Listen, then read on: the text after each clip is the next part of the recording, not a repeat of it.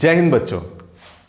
आज की वीडियो में हम लोग चैप्टर नंबर 12 क्लास 12 मैथमेटिक्स के लिए लीनियर प्रोग्रामिंग के लिए एक्सरसाइज 12.1 के क्वेश्चन नंबर 7, 8, 9, 10 को डिस्कस करेंगे।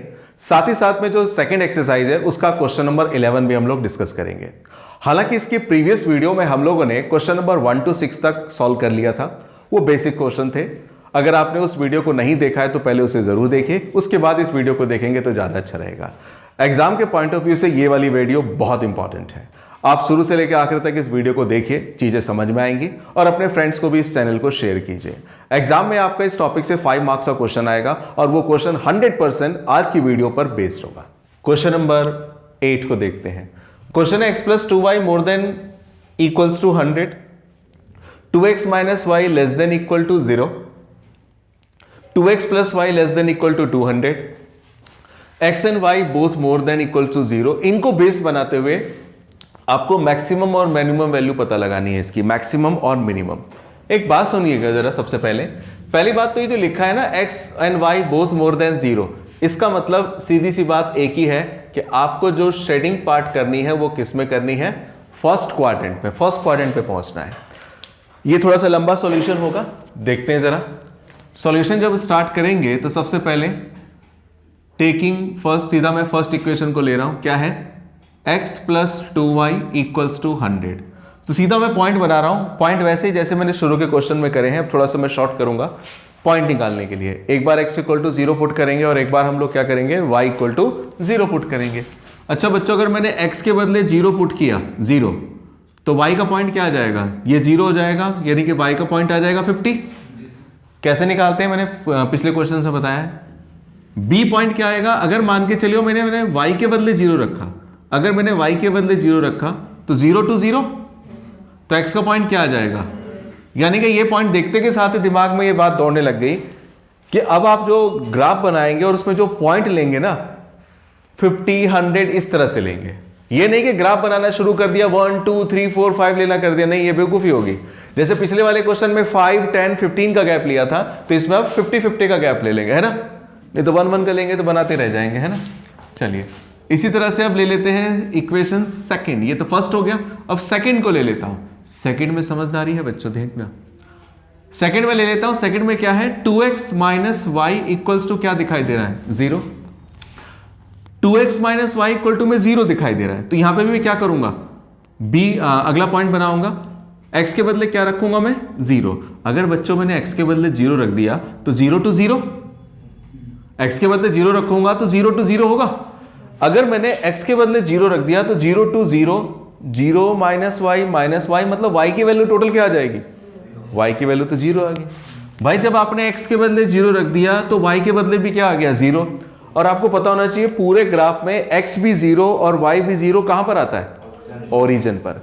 तो इसलिए मैंने इसको नाम a रखा, b रखा, इसको नाम में c नहीं दे सकता, पाप चढ़ जाएगा। इसको नाम हम लोग देंगे क्या? o।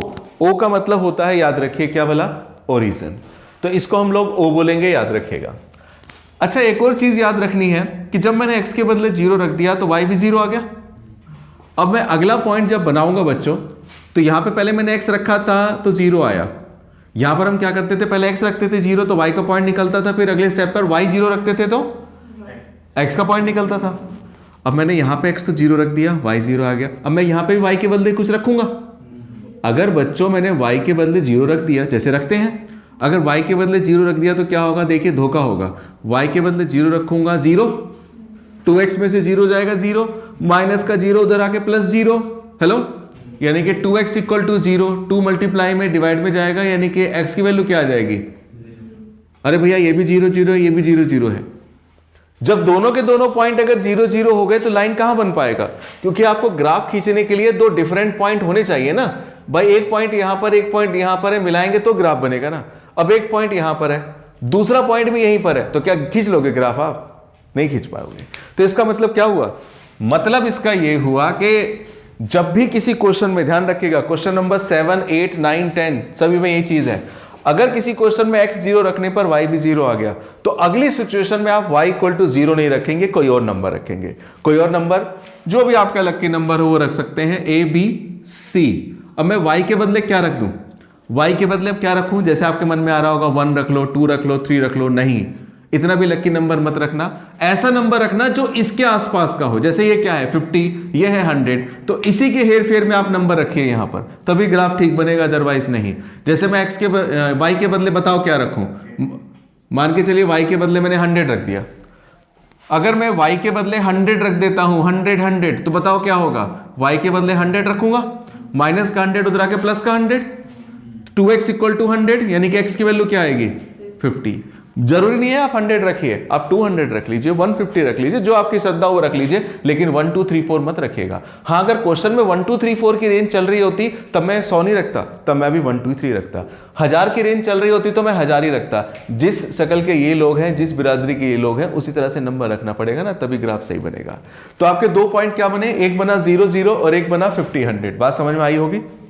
आगे चलते हैं, इसके बाद लेते हैं थर्ड वाली इक्वेशन।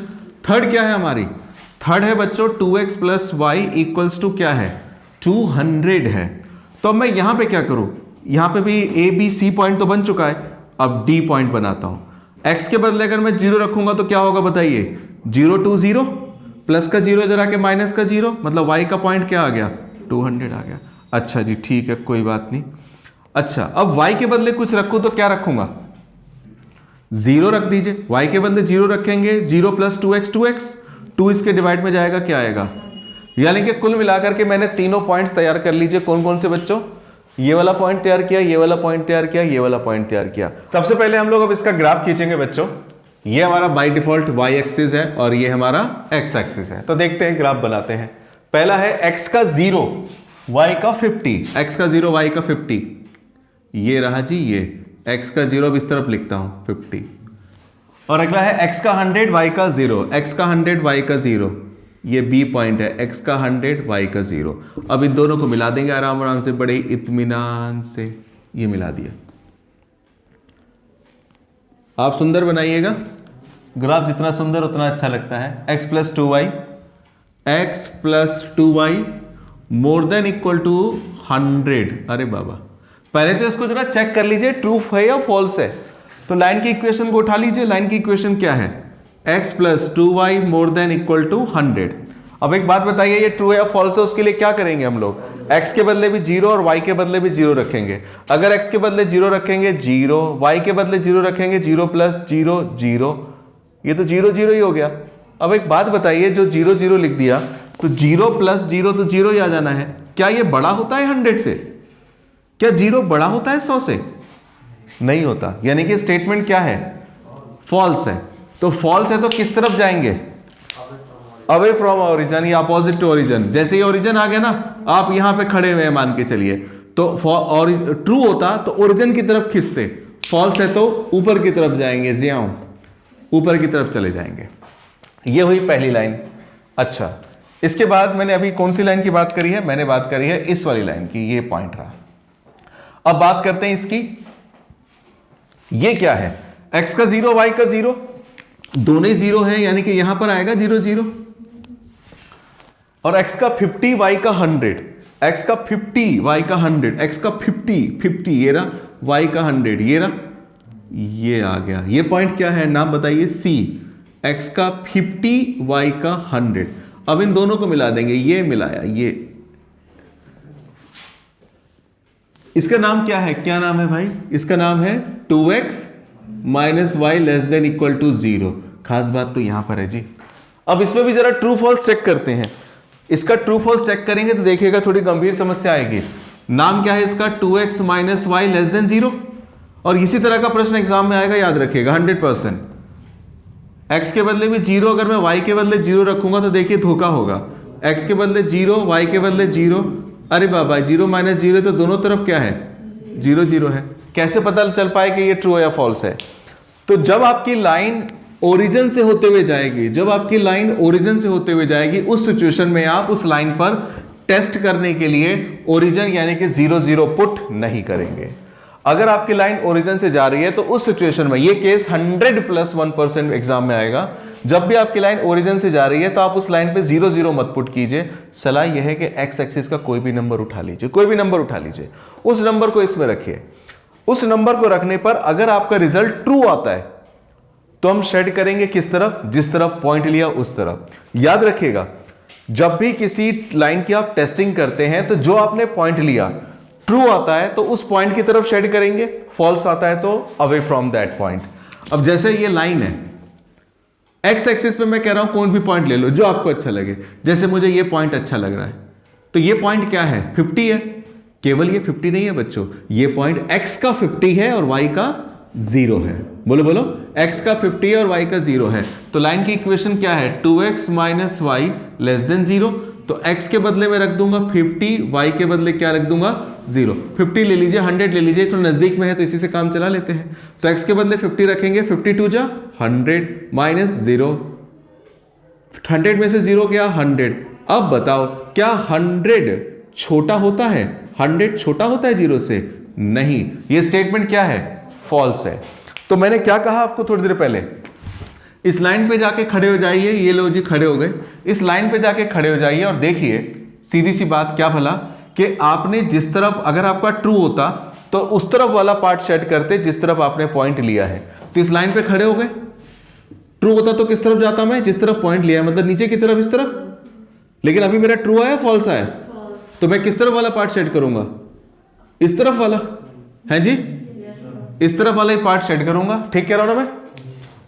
अच्छा, अगला पॉइंट क्या है बॉस? अगला पॉइंट ये है, अगला पॉइंट है 0 पर 200, x का 0 y का 200, x का 0 y का 200 बहुत दूर चला गया, कोई बात नहीं। d पॉइंट है x का 0 y का 200 और इसके बाद e पॉइंट क्या है 100 0, 100 0, और सेम सेम आ गया, कोई बात नहीं। ये आपका b पॉइंट भी है और ये आपका e पॉइंट भी है। अच्छा, अब इन दोनों को मिला देंगे, अब ये मिला दिया, इसका नाम क्या रखेंगे, 2x plus y, 2x plus y less than equal to में 200। अब इसको भी चेक कर लीजिए, इसको चेक करेंगे तो 2x plus y less than equal to में 200 है। ये लाइन आपके ओरिजिन से नहीं जा रही, साइड कहीं से जा रही है। तो क्योंकि साइड कहीं से जा रही है तो इसमें आप क्या कर सकते हैं, x के बदले भी 0, y के बदले भी 0, 0 प्लस 0। अब बताइए 0 छोटा होता है 200 से? यस, 0 छोटा होता है 200 से। तो स्टेटमेंट ट्रू है या फॉल्स है? तो स्टेटमेंट ट्रू है, तो इस लाइन पे जाके खड़े हो जाइए। ये लो जी खड़े हो गए इस लाइन पे। तो ट्रू है तो किस तरफ करेंगे, जिस तरफ ओरिजिन है। ओरिजिन इस तरफ है तो इस तरफ वाला पार्ट शेड करेंगे। अब सवाल ये खड़ा होता है कि कॉमन रीजन कौन सा होगा इसमें, बड़ा ही अटपटा बन गया है। कॉमन रीजन कौन सा होगा, इस लाइन का इस तरफ लेफ्ट, इसका ऊपरी पार्ट, और इस लाइन का ये वाला पार्ट, और इसका, तो कौन सा पार्ट बनेगा? मैं बोलता हूं, आप मेरे को बताइएगा। 1 2 3 4 5 6,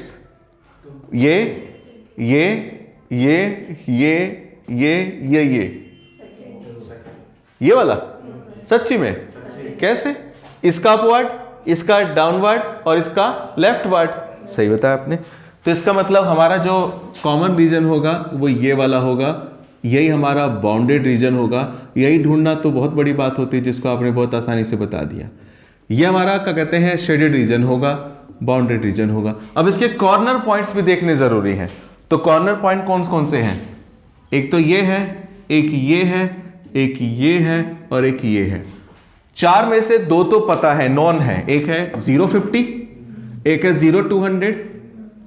ये पता है क्या? शायद हमें पता नहीं है। पता है क्या है? ये 50-100।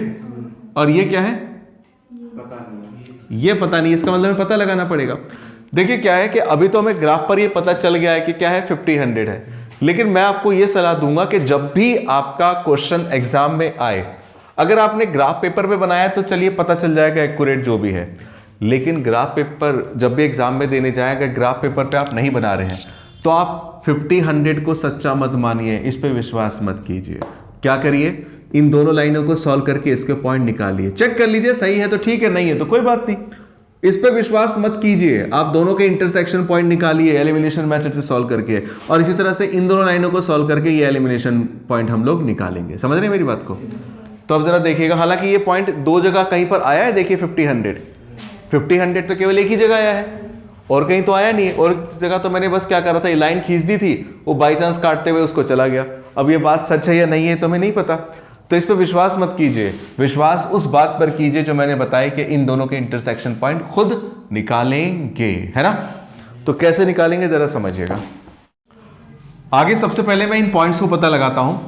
सबसे पहले मैं इस पॉइंट को कैलकुलेट करूंगा। इसको मैं नाम दे देता हूं A B C D E तक हम लोग नाम दे चुके हैं। इसको मैं नाम दे देता हूं, मान के चलिए एफ। तो अगर मैं एफ पॉइंट की बात करूं तो देखना बच्चों, एफ पॉइंट आपका है क्या? एफ वो कॉर्नर पॉइंट है, एफ वो कॉर्नर पॉइंट है जो इंटरसेक्टिंग पॉइंट है इस वाली लाइन का और इस वाली लाइन का।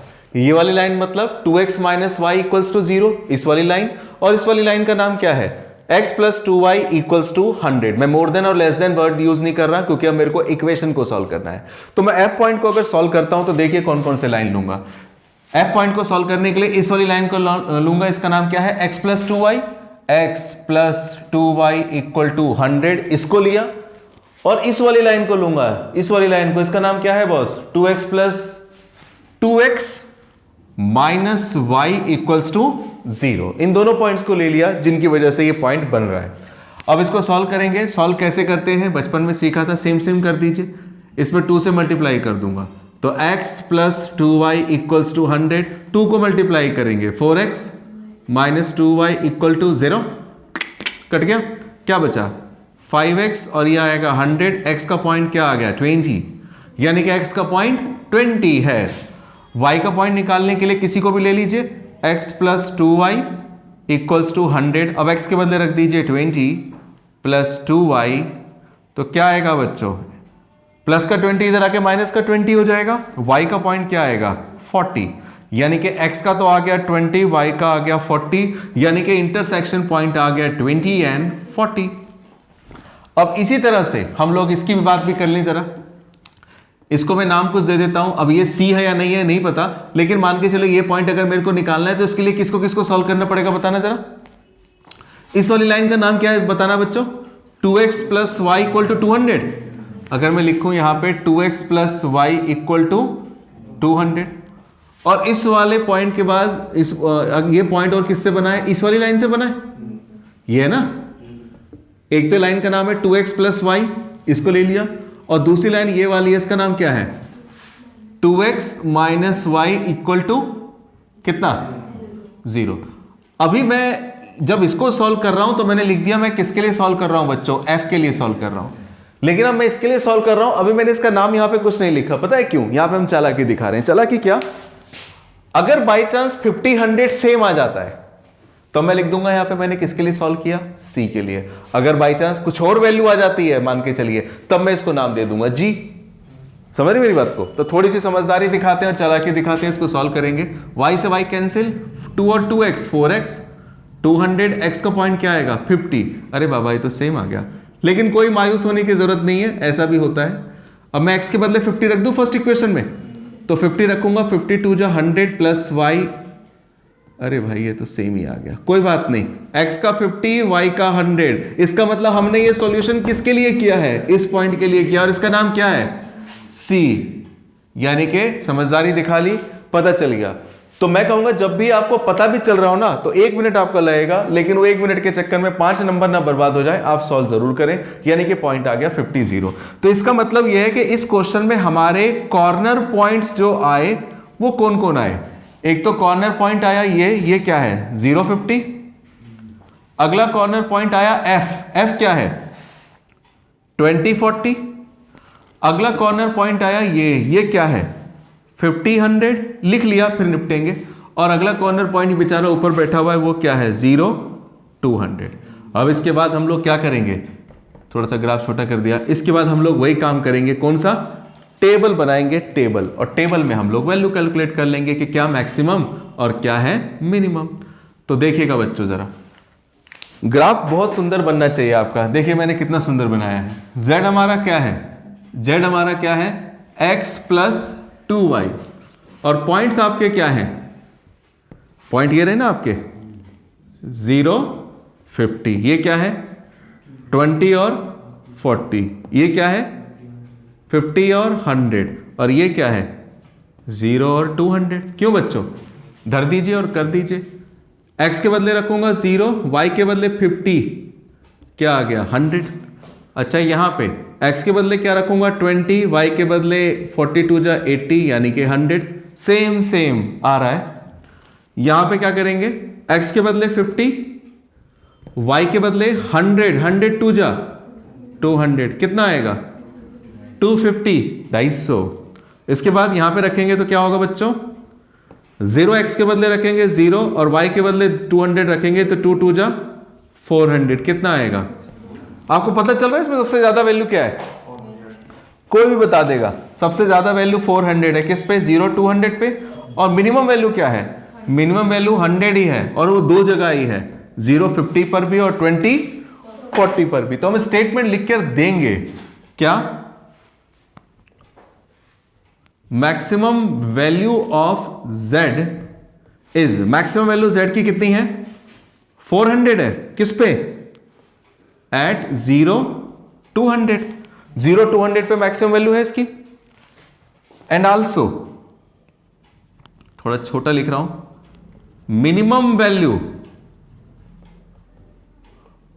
Of z is, minimum value z की 100 ही है, किस पे दो जगह पे, एट 0 50 पर एंड 20 40 पर। इसी की तरह साथ ही हमारा क्वेश्चन सॉल्व हो गया और ये एक्सरसाइज भी खत्म हो गई। क्वेश्चन नंबर 7 8 9 10 चारों क्वेश्चन सेम ऐसे ही है, ये मैंने कराया, वो करने की कोशिश कीजिए। और आपके एग्जाम में इस साल इस एक्सरसाइज में से जो क्वेश्चन नंबर 7 8 9 10 यही चार क्वेश्चन इंपॉर्टेंट है, बहुत इंपॉर्टेंट है।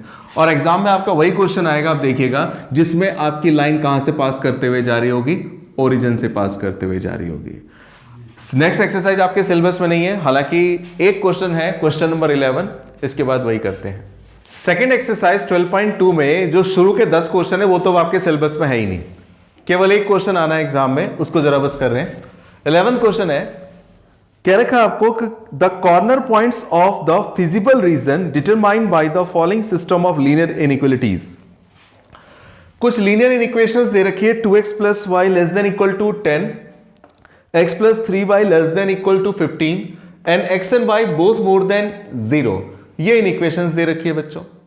इसके बाद क्या रखा है, जब आप इसका ग्राफ बनाएंगे, आपको ग्राफ बनाने की जरूरत नहीं है, जब इसका ग्राफ बनाएंगे तो ग्राफ बनाने पर जो कॉमन पार्ट होता है, जिसे हम लोग बाउंडेड रीजन बोल रहे हैं, तो उस बाउंडेड रीजन के कुछ कॉर्नर पॉइंट्स होंगे, तो वो कॉर्नर पॉइंट्स आपको पहले से निकाल के उसमें दे रखे हैं, 0 0 5 0 3 4 और 0 5।